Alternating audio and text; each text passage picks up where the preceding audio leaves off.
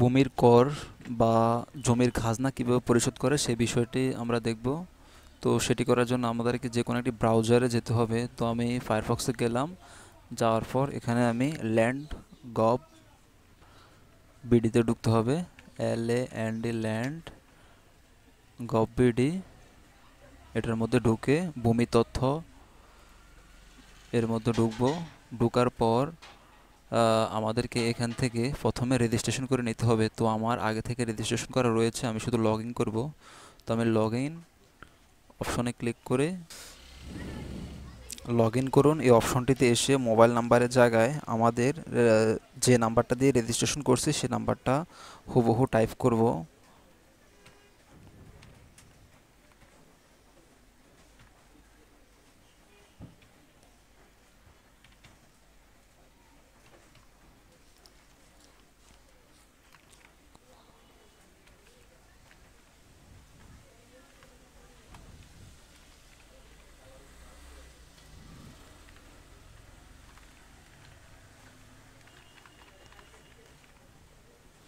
দিয়ে আমরা এখানে যে ক্যাপচারটি আছে সেই ক্যাপচারটি হুবহু নিচে টাইপ করব। তারপর আমরা লগ ইন করুন অপশনে ক্লিক করলে আমাদের রেজিস্ট্রেশন করা আইডিটিতে আমাদেরকে ঢুকাবে।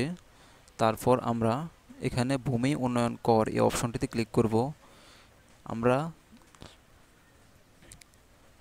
অপশনটিতে ক্লিক করলে আমাদেরকে এরকম ভূমি উন্নয়ন কর সেবায় স্বাগতম ড্যাশবোর্ডে নিয়ে আসবে। তো ড্যাশবোর্ডে আসার পর আমরা এখন আমাদের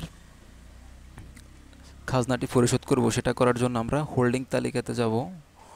হোল্ডিং তালিকাতে গিয়ে এখানে আমরা দেখতে পাচ্ছি সর্বশেষ কর পরিশোধের সাল হচ্ছে 2024-25।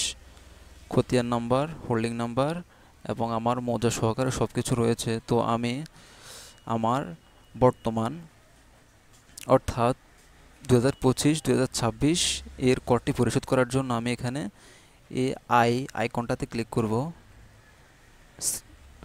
আইকনটাতে ক্লিক করার পরে আমি এখানে আমার বিস্তারিত সব কিছু দেখতে পাবো এবং আমি দেখতে পাবো সর্বমোট আমার কত টাকা পরিশোধ করতে হবে সেটাতে।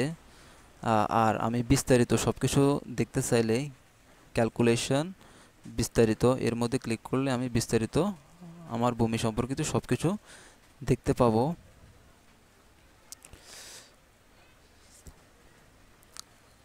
কোন দাগে কত টাকা এবং জমির ধরন কি, পরিমাণ কত, সব কিছু দেখতে পাবো। তো আমি এখন আমার দাবিকৃত অর্থটা পরিশোধ করব। তো আমি এখনই পেমেন্ট করব মোবাইল ব্যাংকিংয়ের মাধ্যমে। তো আমি পেমেন্ট করুন এই অপশনটাতে ক্লিক করব। ক্লিক করার পর এখানে এই মেনুটা একটু পড়ে নেব। ভূমি উন্নয়ন কর পরিশোধ করতে নিচের তথ্যগুলো পূরণ করুন। Online payment. তো এখানে ভূমি উন্নয়ন কর প্রদান করার পর দাখিলা না পেলে অনুগ্রহপূর্বক আপনার অ্যাকাউন্টে পেমেন্ট রিকনসিলেশন মেনুতে ক্লিক করে দাখিলা গ্রহণ করুন। পেমেন্ট করার পর দাখিলা না পেলে দ্বিতীয়বার একই হোল্ডিংয়ের পেমেন্ট প্রয়োজন নেই। অবশ্যই প্রথমবার পেমেন্টের দাখিলা পাবেন। তো আমি এখানে পেমেন্ট করুন এই অপশনে ক্লিক করব। এই অপশনে ক্লিক করার পর এখানে পেমেন্ট করার অনেকগুলো ওয়ে আছে। তো আমি বিকাশ থেকে পেমেন্ট করব। তো আমি বিকাশটা সিলেক্ট করে এখানে আমার টাকার পরিমাণ হচ্ছে 3780 টাকা সর্বমোট।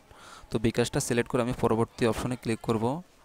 এখানে নেটওয়ার্কের সমস্যার জন্য আমাকে এরর দেখাচ্ছে। তো আমি এখানে রিলোড করব। এখানে আমি যে নাম্বার থেকে টাকাটা পরিশোধ করব সে নাম্বারটি দিয়ে দিব।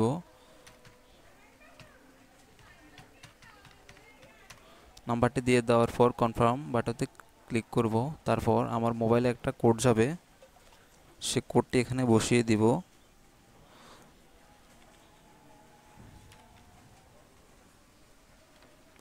কোডটি সঠিকভাবে বসানোর পর আমি কনফার্ম বাটনে ক্লিক করব। এখানে আমার বিকাশের পিন নাম্বারটি দিয়ে দিতে হবে। এখন দিয়ে আমি কনফার্ম বাটনে ক্লিক করলে ভেরিফিকেশন সাকসেসফুল নামে এই অপশনটা আসবে। আসার পর আমার পেমেন্টটি সাকসেসফুল হয়েছে। আমি এখান থেকে ভূমি উন্নয়ন পরিষদের রিসিপ্টটি সংগ্রহ করব। তো আমি প্রিন্ট করুন এই অপশনে গিয়ে আমি এখান থেকে পিডিএফ সেভ পিডিএফ অপশন দিলাম। আমি এটাকে পিডিএফ আকারে সেভ করে রাখবো, আমি এখন প্রিন্ট করব না। তো আপনারা চাইলে এই কাজটি মোবাইল দিয়ে করতে পারেন। মোবাইল দিয়ে করে আপনারা সেভ পিডিএফ অপশন দিয়ে পিডিএফটা সংগ্রহ করে তারপর কম্পিউটার দোকান থেকে প্রিন্ট করে নিতে পারেন। তো এখান থেকে সেভ পিডিএফ অপশনটা রেখে জাস্ট আমরা সেভ দিব।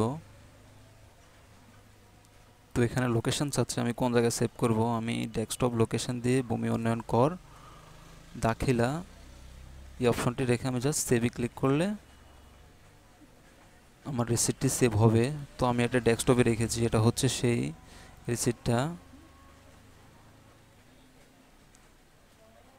তো আমরা সাকসেসফুলি ভূমি উন্নয়ন কর রসিদটা সংগ্রহ করেছি। পেমেন্টটা সংগ্রহ করে আমরা এভাবে মূলত সতর্কতার সাথে দেখে শুনে তারপর আমরা এই কাজগুলো করব। ধন্যবাদ সাথে থাকার জন্য।